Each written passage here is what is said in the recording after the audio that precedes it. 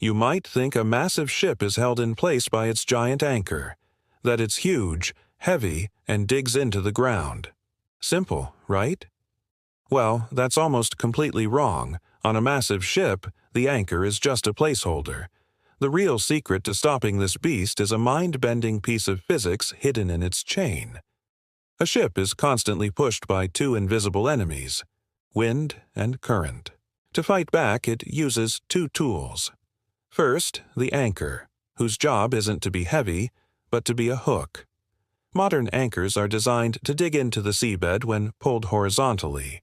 This works best in sticky seabeds like clay or mud.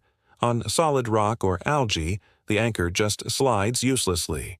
But even with a perfect bite, the anchor is nothing without the real star of the show, the chain, technically called the rode.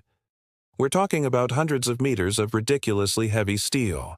A single link weighs about 160 kilograms, heavier than a grand piano.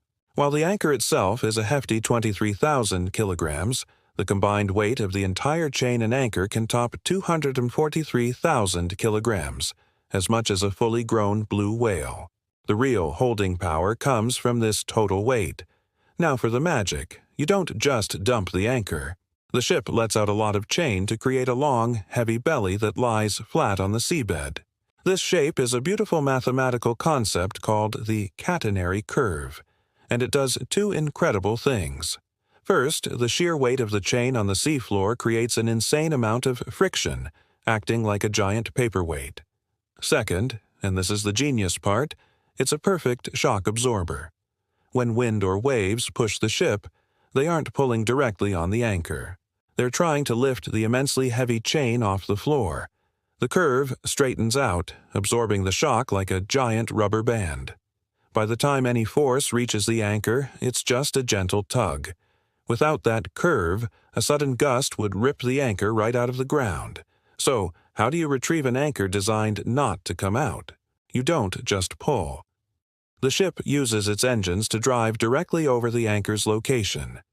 A large machine called a windlass pulls the chain straight up. This vertical force cleverly uses the anchor's shank as a lever to break it free from the seabed as grip. Captains know how much chain is out using a simple color-coded system on the chain links called shackles, a rugged analog system for managing immense power.